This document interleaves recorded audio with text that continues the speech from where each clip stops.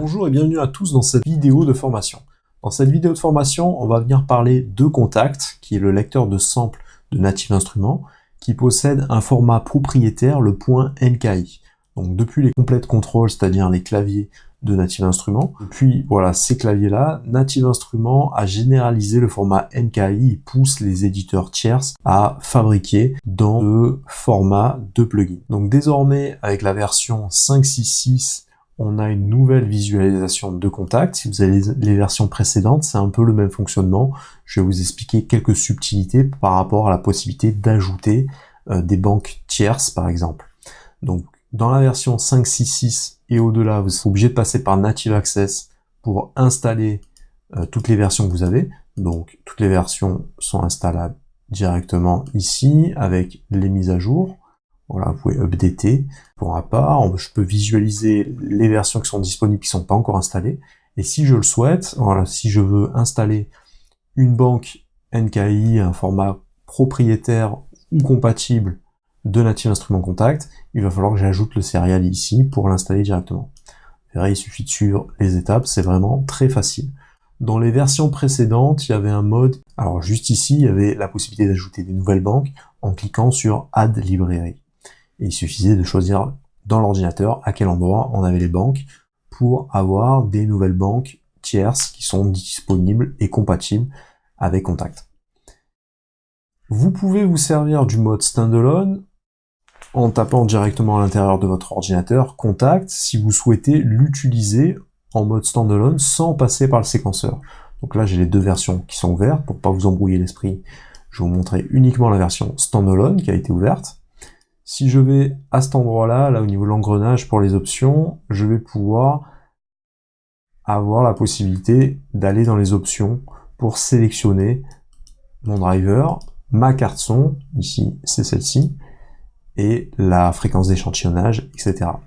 Donc les deux versions sont assez similaires, sauf qu'il y a une version master qui est d'office dans la version standalone, qui vous permet d'avoir un contrôle sur le volume de master, le tuning, si vous voulez voilà, avoir une autre référence que le La 440 Hz, un choix de BPM, forcément, si on n'est pas synchronisé au tempo, un contrôle sur la vélocité, et également la possibilité de faire apparaître un métronome et de régler la tonalité de ce métronome. Je vais fermer la version standalone pour me consacrer à ma version Kontact en plugin en passant par Ableton Live. Bien évidemment, tous les bibliothèques de Kontact sont également disponibles avec le mode Complete Control qui va nous permettre de charger toutes les banques que vous avez ici. Elles sont également accessibles puisque Kontact, voilà, il y a énormément de séries de sons qui ont été rajoutées par les éditeurs. En allant dans All Instruments, on peut retrouver voilà, toute cette série de sons qui est disponible par catégorie ou par vendeur. Donc je ferme la parenthèse pour retourner à l'intérieur de mon Kontact en plugin. Au niveau de la visualisation, voilà comment ça se passe. Tout en haut ici, on a la possibilité de rentrer dans le mode chargement ou bien de sauvegarde. Je peux sauvegarder ici tous les sons que je vais pouvoir charger, en créer des nouveaux si je le souhaite, ou charger des banques existantes. Ici, il s'agit de mes options, sauf que le mode audio a disparu, puisque je suis synchronisé directement avec les réglages de mon séquenceur. Pour faire une petite parenthèse, ici, vous allez pouvoir, à l'intérieur de Ending, sélectionner si vous voulez que votre keyboard MIDI fonctionne. Si vous voulez jouer sur votre clavier de votre ordinateur, il faudra bien cliquer le petit mode ici. On est sur une version voilà, où là on a la possibilité de choisir quelle fenêtre je veux visualiser ou pas. Ici on a la possibilité de rétrécir la fenêtre pour avoir un mode de visualisation qui soit vraiment très rétréci, très restreint. Ici à l'intérieur de librairie, on a la possibilité voilà, de se promener dans les librairies existantes.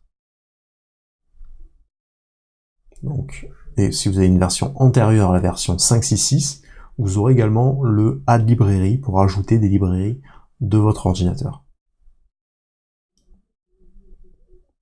À l'intérieur de File, on n'a pas la possibilité de naviguer à l'intérieur de son ordinateur. Donc ce qu'il faut savoir, c'est que si vous cliquez sur View, ici dans Show Network Drive, on a la possibilité de visualiser tous les réseaux.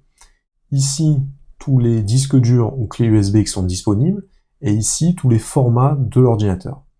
Là, j'ai la possibilité donc de loquer les Quick Jump. Alors, qu'est-ce qu'un Quick Jump? Les Quick Jump sont notés de 1 à 10, et en fait, c'est des endroits bien distincts qu'on va pouvoir sauvegarder, des emplacements de notre ordinateur. Par exemple, ici, si je vais dans ma banque Pro Tools, voilà, je vais pouvoir, à chaque fois en cliquant, regarder si j'ai une banque qui peut être chargée de contacts, si j'ai quelque chose d'intéressant à charger. C'est ici que ça va se passer. Alors par exemple, si je veux en mettre un nouveau, je vais dans Empty, et je vais sélectionner à quel endroit je veux mettre comme référence dans mon ordinateur. Je vois que View, désormais, à l'intérieur de Pro Tools, Plugin Setting, ça a été sauvegardé. Donc là, j'ai la possibilité d'aller dans 10 endroits bien spécifiques de mon ordinateur. Si je veux retourner dans le desktop, il me suffit de cliquer dessus. En faisant View, on a la possibilité de loquer les réglages. Donc ça, c'est bien pratique pour essayer de repérer, par exemple, des samples, hein, parce que je vous rappelle que Contact est un lecteur de samples. Donc si vous avez des samples, si vous avez des banques de samples, des fichiers de samples à l'intérieur de votre ordinateur, vous allez pouvoir les retrouver très facilement avec le Quick Jump. Vous permettre de sauter à des endroits bien spécifiques de votre ordinateur. Ici, j'ai la possibilité d'importer voilà, des batchs, c'est-à-dire des sons, soit en wave, etc. Donc, choisir dans quel instrument, ou bien directement à quel endroit se trouvent les samples de l'instrument en question. Je peux convertir les formats pour les rendre compatibles avec Contact. Ici, tout en bas, j'ai l'instrument Navigator qui va me permettre de switcher dans toutes mes instances de Contact. C'est-à-dire qu'ici, j'ai une sélection, par exemple, de 1 à 16, dans lequel j'ai chargé le module Soprano. Donc je pourrais le changer, je pourrais mettre autre chose, par exemple. Voilà, je choisis de rajouter ce mode-là. En MIDI, je vais faire Omni.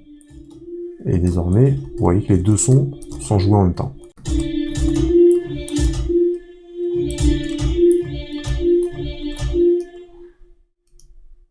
Ici, je peux visualiser tout ce qui a été placé dans le de 1 à 16. Ici, de 17 à 32, je peux mettre d'autres éléments si je le souhaite. Donc là, par exemple,